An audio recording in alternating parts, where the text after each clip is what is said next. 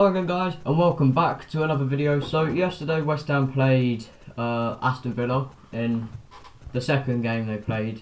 Well, I mean it's the second half of the season, of course it's the second game they played against each other.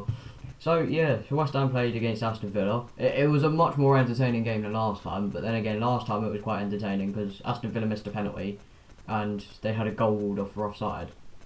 Well, there was no offside yesterday, so it wasn't as entertaining in the VAR room. But it was more entertaining on the pitch, so let's just get into the goal. So in the first half, basically nothing much happened apart from West Ham kind of dominated the entire game. So yeah, this also marked the debut for Jesse Lingard, who came on loan to us from Man United for the rest of the season. And honestly, Ole Gunnar Solskjaer, can we please keep him? Because he is so good, honestly. It doesn't look like he hasn't played for over like what 1.5 years. It doesn't look like he's played for that. Like it doesn't look like he hasn't had game time for that long. Because basically, as soon as he went on the pitch, he was incredible. Like he managed to bag 2 goals on his debut. Already got more goals than Kai Havertz has in one game. Jesse Lingard has had 1 game and has scored more goals than Kai Havertz in the Premier League. Jesus Christ. Honestly. How did Chelsea even spend 200 mil and still somehow be below West Ham and Everton? And just above Arsenal, who were battling for relegation like earlier in the season. But yeah. So I think not long after half time, West Ham took the lead through Thomas Souček. So Ben Rama played the ball through to Souček, who basically hit it bottom far post, far corner. It was a really good goal as well. That's the thing, because like I think we were on a counter attack or something. Well, actually no, it was both Jesse Lingard's goals that were on a counter attack. I'm looking down because I'm trying to think. I'm trying to remember. But yeah, Ben Rama had the ball. He played it through a few defenders. Souček made a really clever run because like 4 or 5 of Aston Villa's players were basically just looking at the ball, and Souček made a run around them. So say this was like the cluster of defenders, and Ben Rama was like here. Souček made a run round the outside, and basically Ben Rama found him, and Souček put it bottom corner. And then for Jesse Lingard's first goal, Jesse Lingard's debut goal, I think, yeah, Aston Villa were on the attack. Ollie Watkins, I think, mistouched it or something like that, or let it run past him. And then Declan Rice cleared it to, I think it was Ben Rama, who played it. It was basically like a 3-on-3 or a 3-on-2. So there was Ben Rama in the middle, Jesse Lingard on the left. Well, for you it's the right because my camera is weird. Jesse Lingard on the left and Mikel Antonio on the right. And Ben Rama played it to Antonio. Antonio like played a half switch. It was half switch, but it was a cross as well.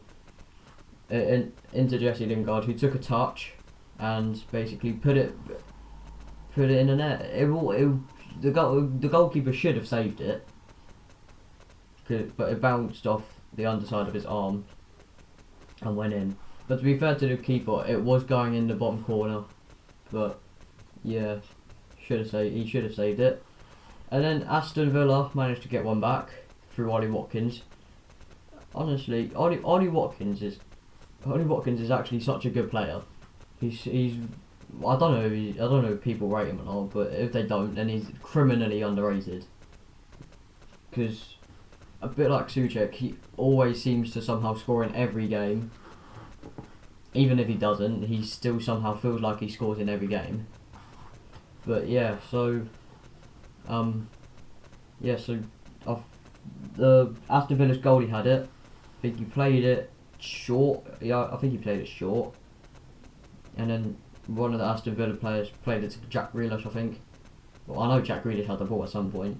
I'm not sure they played it straight to Jack Grealish or like had some build up towards the pass to Jack Grealish. Yeah, so Jack Grealish had the ball. He played the through ball to Ollie Watkins. It was basically just the same as West Ham's goal, but the run wasn't as creative. And yeah, so the ball was played through to Ollie Watkins. Fabianski should have stayed like 1 or 2 yards back. He came out quite quickly. And yeah, so Ollie Watkins just took a quick, slotted it past him, basically. And then we scored another one. Jesse Lingard again. And yeah, it was basically another counter-attack goal. So an Aston Villa player had the ball. Souček tackled him. Souček played it to Antonio. Antonio played it down the right to Jesse Lingard. Jesse Lingard took a touch out of his feet and basically hit it. And somehow it went in. Honestly, when I was watching the game, it didn't look like it was going to go in. It looked like the keeper was going to save it. But yeah, it did go in. I mean, I could see what the keeper was trying to do. He was like trying to parry it out of danger, but I mean, I'm not sure. It might have dipped, so that's why it basically hit like this bit here of his hand. So I don't know if it dipped or not, or he just read it badly. But yeah, I mean, I was quite unlucky, but I mean, at least it was good for Jesse Lingard to score 2 goals on his debut for West Ham. So yeah, so that was basically the goal summary. Throughout the match, basically, Soufal had Grealish in his pocket, and then there's Aston Villa fans saying, "Oh, he didn't have him in his pocket. Oh my God, if he had him in his pocket, why did he get an assist? He got an assist because he changed wings. He didn't get any luck down the left wing when he was being marked by Soufal, so he swapped wings to Creswell. I think Creswell actually did quite well against him, to be fair. But to be honest, Grealish played more down the middle and Creswell had nothing much to do against him. So yeah, the only reason why he got an assist was because he went down because he switched to wings. And yeah, I mean, David Moyes before the game, David Moyes put out quite a weird lineup saying we put in Ryan Fredericks at right wing. And then I don't get. I mean, the people that were saying like weird stuff before the game, saying like, "Oh my God, why is Ryan Fredericks playing? Why is Jesse Lingard playing? He's not ready. Why is Ryan Fredericks playing right wing? He's not a right winger." The people were saying he's not a right winger. He started off as a right winger. Like, if you go on to like, I don't know, when his Tottenham days, he was playing right wing. And I'm pretty sure his early Fulham days he was playing right wing as well, until he changed to right back. And yeah, honestly, I think it was just a bit of tactical genius from David Moyes to double up on Jack Grealish. To have 2 right backs from Jack Grealish, both of them pretty pacey right backs, or especially Ryan Fredericks. It was very smart, and honestly, I won't be surprised if we see like other teams doing it against Aston Villa. I mean, that's what we should have done against Liverpool when we played with Salah. We should have doubled up on Salah. We should have put like Creswell and Ben Johnson on the left, because like nothing much really happened on the right, and so we should have just like doubled up or even tripled up on Salah. But that was a Liverpool game. The past in the past. So yeah, let's just focus on the West Ham Aston Villa game. Yeah, it was a pretty good game. I mean, there's not really much to say apart from Aston Villa got outplayed and we pretty much dominated. I mean, after like the first 15-20 minutes, I think it was, we already had 7 shots and 3 on target, while Aston Villa had 1 shot altogether and 0 on target. So that about sees something. So yeah, on to other games. I mean, Man United beat Southampton 9-0, which first of all, it's great for my FPL team because I'm pretty sure I've got Bruno Fernandes as vice captain, and he got me 34 points. So I'm buzzing about that. And yeah, honestly, it's the second time Southampton have lost 9-0 in 2 seasons. But to be fair, this one, the one against Man United, they actually worked harder than they did against Leicester, and they were pretty unlucky. The first red card, definitely a red card. Yeah, he basically went over the ball, studs shown and everything. The second red card, I mean, I'm actually happy that it got overturned because that was nowhere near a red. It's the same with David Luiz, but David Luiz, I don't know what the FA needs to sort something out about the red cards. Like, David Luiz was more not a penalty than Bednarek's, because Bednarek's like at least kind of touched the player, or ish, but he kind of stopped just before the player went down. With David Luiz, he was just running. David Luiz was just running towards the ball, or running behind him, and then the Wolves player literally just felt a touch of his studs, or felt a touch of David Luiz's knee on his studs, and then just went over. And then the FA did nothing about it. Well, actually, no, they did something about it. They just rejected Arsenal's request to get it overturned. I don't know why. Because, first of all, it was the most BS red card decision ever. Because it wasn't even a red card. It maybe have been a penalty. Because there was contact. Because seeing as nowadays you get a penalty for, I don't know, getting breathed on. Like, what is the point? What is the point of like VAR? I mean, I don't know if the referee originally gave the penalty, because if he didn't, then that was honestly probably the ref's good call. That was probably a good call. With the Southampton one, I'm not sure either. But yeah, but then the other two red cards in both the games were blatant. The other two were clear red cards. Leno basically just clawed the ball out. He jumped and then just went like that. My guy turned into prime Wolverine. And then the Southampton, I mean, I feel quite bad for the Southampton Don. It was his debut and he got sent off after 2 minutes. I mean, to be fair, Roy Keane would have been proud of that tackle.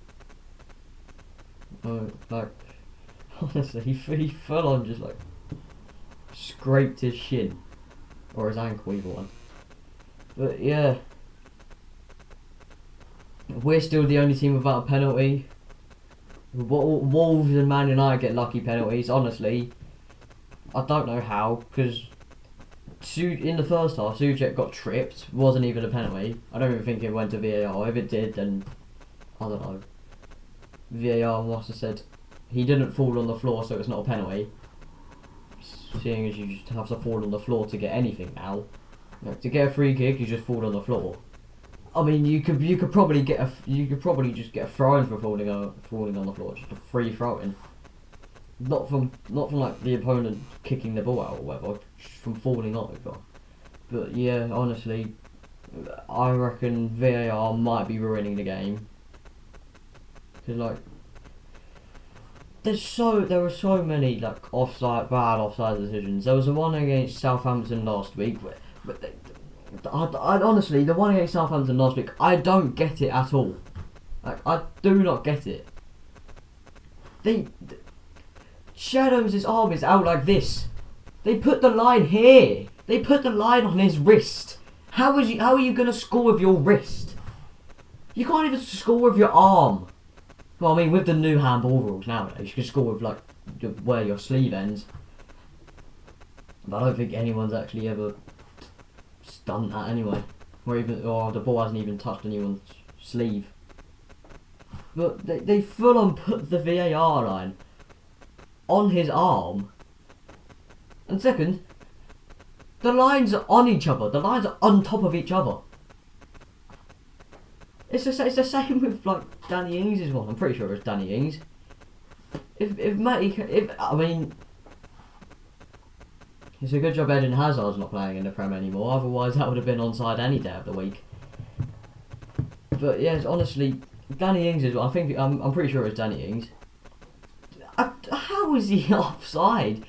his line is behind it. His line is behind it. Honestly, are the people in like VAR colourblind or something? Because it just messes with my brain. Honestly, it's more like it's more confusing than like whatever happens in online school. I mean, I don't know why I'm saying whatever happens in online school because I'm actually doing it, which is quite sad. Well, it's not sad. It's just quite boring. It's quite boring, isn't it? But yeah, so that's about it from me. So don't forget to like and subscribe, and I will see you next time.